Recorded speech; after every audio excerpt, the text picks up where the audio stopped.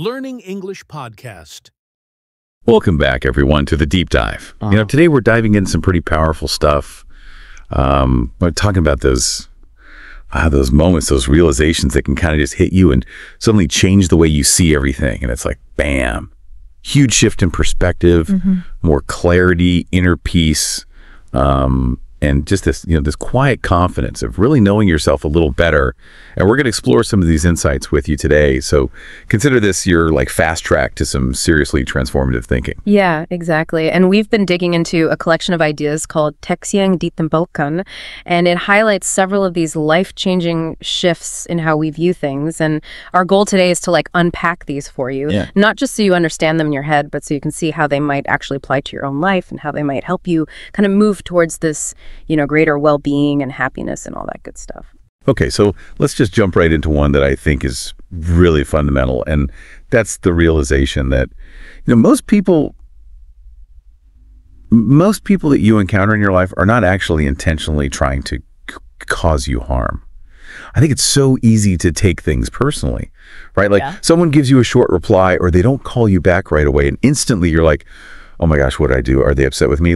Totally. It's like our default mode sometimes, right? Yeah, it's such a human response. Our brains are basically wired to prioritize our own survival, right? So when someone acts in a way that feels negative or hurtful, our immediate reaction is often to see it as some kind of threat. Whoa, what's going on here? Yeah. But the real shift, the real powerful shift is starting to consider that most people are just operating from their own unique internal world. They've got their own experiences, their own baggage, their own pressures they're dealing with in that moment, and they're just trying to cope and get through their day the best way they know how. And the source material gives a few really great scenarios, you encounter someone and they're distant or cold or even just straight up rude, and your first thought might be oh, they've got a problem with me.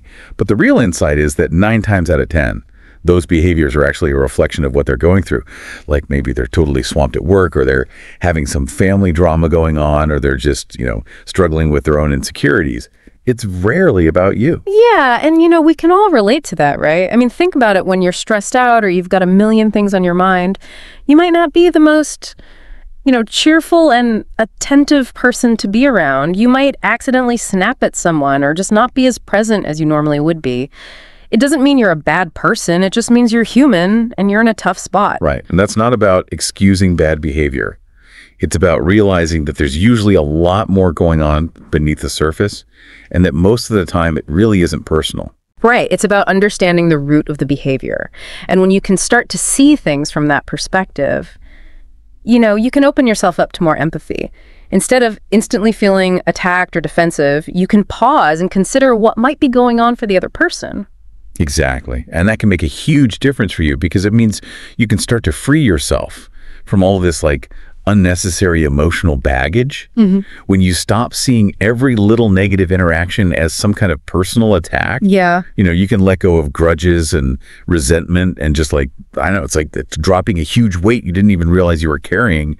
You suddenly feel lighter and more at peace. It's really freeing. And it's important to emphasize, the source material does, that this is not about accepting mistreatment or letting people walk all over you. It's not about becoming a doormat. It's about being able to discern what's actually harmful behavior versus what's just someone having a bad day or struggling with their own stuff. And when you can make that distinction, you can respond with so much more clarity, and you're less likely to react out of anger or hurt or, that knee-jerk emotional response. All right, let's move on to a realization that I think is a little warmer and fuzzier, and that's recognizing that love can be communicated in so many ways beyond just hearing the words, "I love you." Yeah. I think we've all had those moments where we crave those specific words. Right. And we maybe feel a little overlooked or unappreciated if we don't hear them. For sure. It's funny how much emphasis our society puts on verbal declarations of love. We're kind of conditioned to look for that explicit confirmation, those 3 little words. But if we take a step back and really observe our daily interactions, we can start to appreciate the countless other ways that love and care are actually being expressed all around us all the time. Totally. The source gives some really beautiful examples. Think about acts of service. Someone who takes the initiative to help you with a chore or run an errand for you or just takes care of you when you're feeling under the weather. That's love in action. Right. Or even just the simple act of someone being truly present when you're speaking to them, giving you their undivided attention. That's huge. Absolutely. And let's not forget those little thoughtful details, right? Yeah. Like someone remembering your favorite snack or asking you about something important you mentioned in passing. Those little things show a level of care and attention that can be so meaningful. Yeah. And of course, for those who are comfortable with it, physical affection and just, making that effort to spend quality time together, time where you're actually present and engaged with each other. Exactly. And here's where it gets interesting. If you're only focused on one way of receiving love, like let's say just those verbal affirmations, you might totally miss all the other ways it's being offered to you every single day. And the source highlights this great example of a parent who might not say, "I love you" all the time, but they consistently work incredibly hard to provide for their child and to make sure they feel safe and secure. That dedication, that's a profound expression of love. It's love through caregiving. Or, a friend who's not super expressive with words, but is always the first person there for you when you're going through a tough time. Their reliability speaks volumes about how much they care. Yeah. So it's like, by broadening our understanding of how love can be communicated, what other expressions of care and affection might we start to notice in our own relationships, you might find that you're actually surrounded by more love and support than you realize just because you're expecting a different kind of message. Okay, so let's shift gears a little bit and talk about something that sounds almost like magic. And that's the idea that when your core values, your thoughts and your daily actions are all in alignment, life tends to flow with more ease and you just feel more fulfilled. It's like everything just kind of clicks. It's a beautiful thing. And it's that deep sense of integrity that comes from living in alignment with yourself when what you believe, what you think, and what you do are all in harmony. Things just start to feel right and effortless. Right. The source describes it as this sense of like things just flowing naturally. You have more energy. You experience a greater sense of purpose. Everything feels more in sync.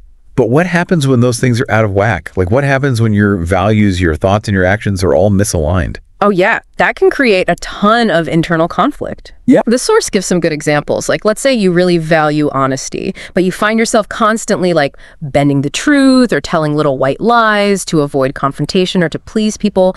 That kind of dissonance, can really eat away at you. It can lead to feelings of guilt and unease and just a general sense of not being true to yourself. That's like this inner struggle, right? Absolutely. Or let's say someone really prioritizes health and well-being. They want to feel energized and vibrant and healthy, but their daily actions don't really reflect that. Maybe they're constantly skipping workouts and making unhealthy food choices. So it's like there's this disconnect between their values, their thoughts, and their actions.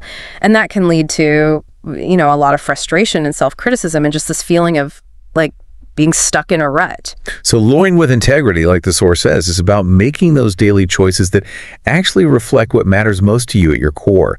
It's not about doing what you think you should do or what other people expect of you. It's about honoring your own truth and your own values, even when it's hard. Exactly. And the benefits of living this way are pretty amazing. I mean, when you live in alignment with yourself, you cultivate a stronger sense of self-respect. You feel more confident in your decisions because you know they're grounded in something real and true to you. And that inner consistency, that builds a sense of confidence that can carry you through even the toughest challenges. Okay, this next realization might be a little bit of a tough pill to swallow, but it's really insightful. It's the idea that the judgments we make about other people often reflect the judgments we hold for ourselves. Kind of a ouch moment, right? Yeah, it can be a bit uncomfortable to confront that. Yeah. But it really holds a key to understanding ourselves better. It's fascinating how the things we criticize in others can act as a mirror, reflecting back, aspects of ourselves that we might not want to see. When we're super quick to judge someone for a certain trait or behavior, it can point to something that we're struggling with personally, or maybe something we're afraid of being perceived as. The source gives a few really good examples. Like if you find yourself constantly criticizing someone for being lazy or unproductive, it might be worth asking yourself, hey, do I have some of my own anxieties about my own productivity? Or am I secretly worried about being seen as lazy myself? Or if you get super annoyed by someone else's insecurity, could it be that you're grappling with similar insecurities deep down? So like those judgments we make about others can become these really valuable opportunities for introspection. Instead of just reacting with criticism, we can pause and ask ourselves, why does this particular behavior in this person bother me so much? And the answer can often illuminate something within ourselves that needs some attention or healing, or just maybe a little bit more self-acceptance. So instead of spending all this energy finding fault with other people, we can redirect that energy inward for some really valuable self-reflection. Exactly. And that allows us to move from a place of, judgment and criticism to a place of curiosity and self-exploration. And ultimately, that can lead to some pretty profound personal growth. And kind of building on that idea of self-awareness, the next realization is that the level of acceptance we have for others often reflects the acceptance we have for ourselves. These two things seem super interconnected. Yeah, they go hand in hand. And what's really powerful is that cultivating self-acceptance can create this ripple effect. The more we accept ourselves warts, and all the more we're able to accept and embrace the imperfections in the people around us. It's like once you've made peace with your own quirks and flaws and you've kind of stopped beating yourself up for not being perfect, you're less likely to get hung up on the flaws of others. You can just kind of let things be. It's so true. The source describes it as a shift in perspective, where instead of asking, why are they like that? Yeah. You start to recognize that everyone is on their own journey. Everyone has their own set of challenges and limitations, and we're all just kind of figuring things out as we go. And that shift in perspective can really transform your relationships. It allows you to connect with people on a deeper, more authentic level because you're not constantly judging them or trying to change them. You can just accept them for who they are. And that creates space for genuine understanding and empathy.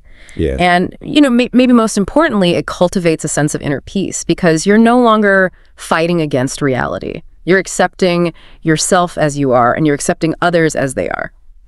Okay, so now we come to what the source suggests might be the most liberating realization of all. And that's the idea that this is your life and you have the power to decide what it means, what story you tell about it, and what its ultimate purpose is. That's pretty powerful stuff. It is. And the key is recognizing that we actually have so much agency in shaping our own lives. It's about stepping out of that passive role of like, oh, this is just happening to me, and taking an active role in creating the life we want. The source talks about how easy it is to fall into the trap of living according to these external scripts, like what society tells us we should be doing, or what our families expect of us, or what our peers are all chasing after. So it's like we're all following this predetermined path. Right. Yeah, exactly. But the truth is we have the power to rewrite that narrative at any time. We're not bound by those scripts. We have the ability to choose how we interpret the things that happen to us, how we react to them, and ultimately what kind of story we weave about who we are and what our lives mean. The source gives this great example of choosing to view challenges not as these like insurmountable obstacles, but as opportunities for growth, or seeing setbacks not as failures, but as valuable lessons learned along the way. I love that. So the big takeaway here is that you have the power to create a life that truly resonates with you, a life that's aligned with your values and that brings you a genuine sense of fulfillment. And you get to define that on your own terms, not based on anyone else's expectations, but based on what truly matters to you. Exactly. It's about recognizing that you are the author of your own story and you have the pen in your hand. You get to decide what you write. So as we wrap up this deep dive, we've explored some really powerful shifts in perspective. Understanding that most negative behavior isn't personal. Recognizing the many languages of love, the magic of aligning your inner and outer worlds, the mirroring nature of our judgments and our acceptance, and ultimately the incredible power we have to author our own lives. These are big ideas, and they really do have the potential to change the way we see ourselves in the world around us. They can help us cultivate more compassion, build inner confidence, and just lead more fulfilling and meaningful lives. So for you listening right now, take a moment to really sit with these ideas. Which of these realizations resonated most with you? Maybe you've already experienced a similar shift in perspective that's totally changed how you view things. And here's a final thought to leave you with.